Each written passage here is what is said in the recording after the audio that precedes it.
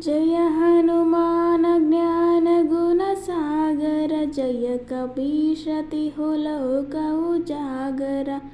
रामदूत अतुलित बल धाम। अंजनी पुत्र पवन सुत नाम।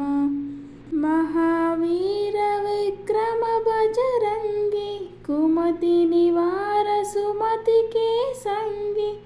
कंचन वरन विराज सुवेश। कानन कुंडल कुंचित केश।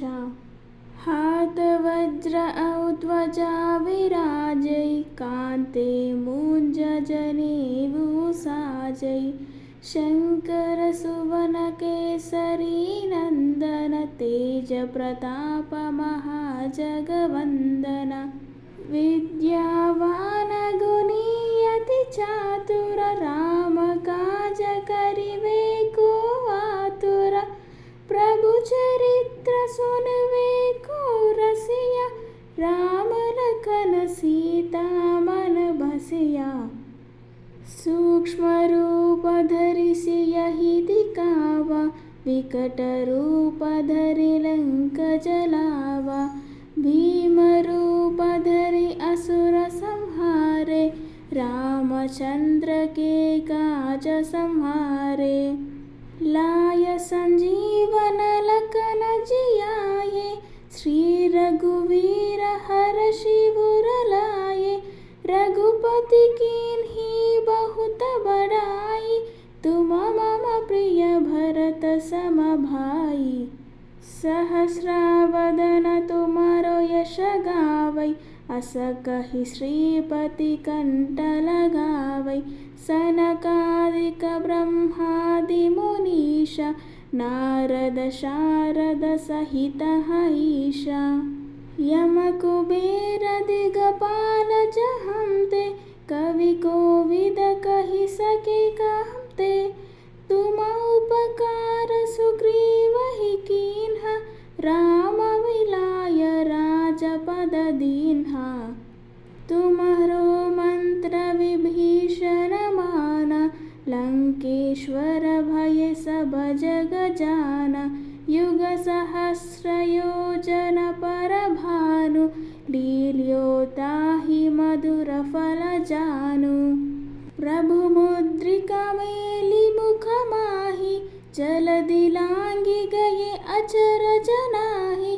दुर्गम काज जगत के जेते। सुगम अनुग्रह तुम्हारे तेते। राम दुआरे तुम रखवारे। होत न आज्ञा बिनु पैसारे। सब सुख लाहे तुम्हारी शरण। तुम रक्षक काहू को डरना। आपन तेज तुम्हारो आपै। तीनों लोक हंकते कांपै। भूत पिशाच निकट नहीं आवै। महावीर जब नाम सुनावै। नासै रोग हारते सब पीरा। जपत निरंतर हनुमत वीरा। संकट से हनुमान छुड़ावै। मन क्रम वचन ध्यान जो लावै। सब पर राम तपस्वी राजा। तिनके काज सकल तुम साजा। और मनोरथ जो कोई लावै। तासु अमित जीवन फल पावै। चारों युग प्रताप तुम्हारा। है प्रसिद्ध जगत उजियारा। साधु संत के तुम रखवारे। असुर निकंदन राम दुलारे। अष्ट सिद्धि नवनिधि के दाता। असवर दीन्ह जानकी माता। राम रसायन तुम्हारे पासा। सदा रहो रघुपति के दासा। तुम्हारे भजन राम को पावै। जन्म जन्म के दुख बिसरावै। अंत काल रघुपति पुर जाई। जहम जन्म हरे भक्त कहाई।